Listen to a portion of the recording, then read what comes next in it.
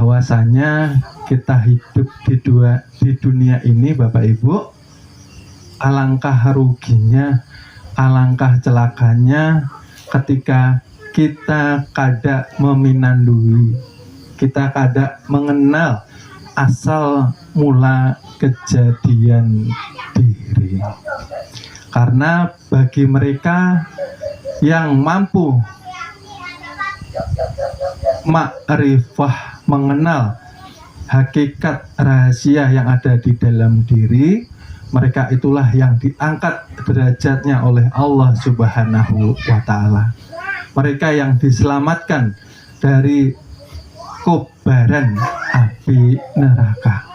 Mereka yang diselamatkan daripada siksa di alam kubur. Jadi Bapak dan Ibu serta adik-adik yang dirahmati dan dimuliakannya Allah Subhanahu wa Ta'ala, yang duduk di dalam majelis ini, penting sekali setelah kita sudah menapaki jalan syariat, ya. Karena jalan syariat itu sangat penting, Bapak Ibu. Sebetulnya syariat ini puncak daripada keimanan, ya. Syariat inilah yang menjadi ciri sebagai hamba Allah Subhanahu wa Ta'ala. Syariat yang dikerjakan setelah mereka berma'rifah, seperti itu, ya.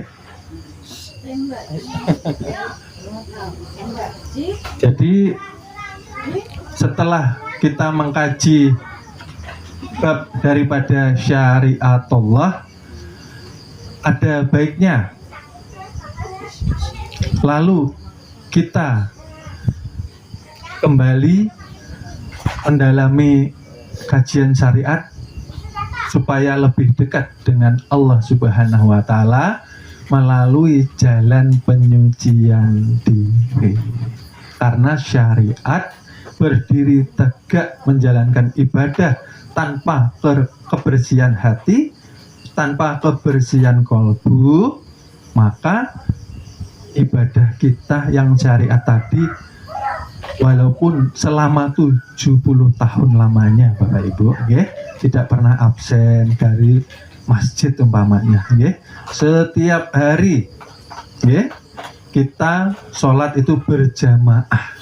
Tetapi ketika kita menghadapkan diri kepada Allah, hati masih terdapat banyak penyakit di dalamnya, banyak yang dikatakan najis batin.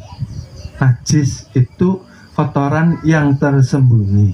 Kalau najis di luar mudah dibersihkan.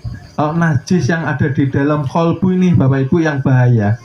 Oke, terlihat kita rajin sholat, rajin ibadah tanpa membersihkan kolbu, artinya kita berdiri tegak ketika takbir, pikiran pasti melayang. Nah, kan seperti itu. Duduk di majelis pun pikiran bisa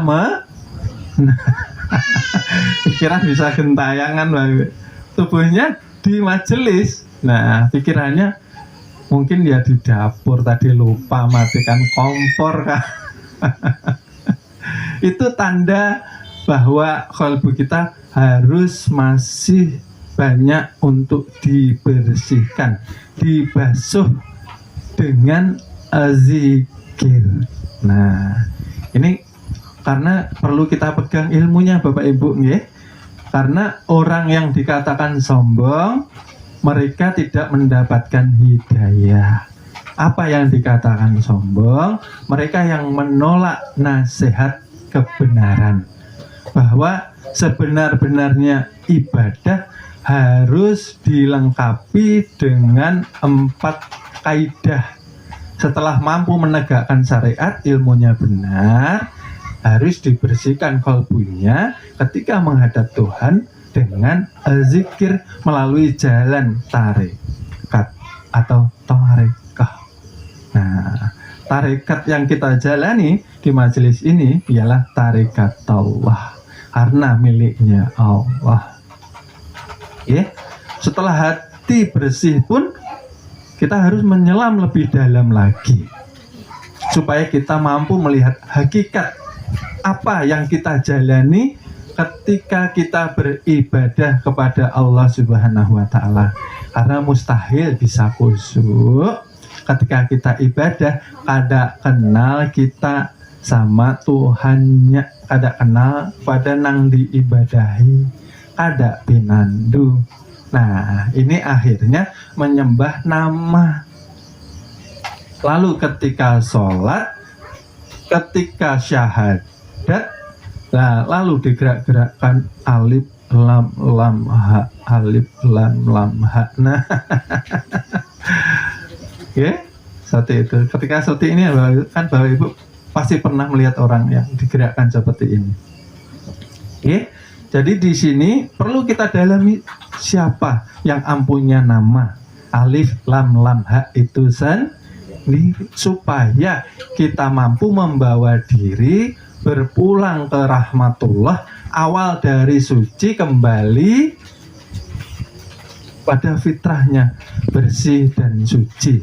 Tapi kebanyakan kita ketika ruh melalui tenggorokan, lah di sini akhirnya kehidupan Bapak Ibu, walaupun di dunianya dia baik ibadahnya, nggih, tidak pernah absen sholatnya, tidak pernah absen zikirnya. Tetapi ketika ruh akan meninggalkan jasad melewati tenggorokan, ketika ruh ini kada pinandu dengan Tuhannya, maka lah ini tadi orang tersebut termasuk di dalam kerugian. Orang tersebut berpulang dengan su'ul khatimah Bapak Ibu.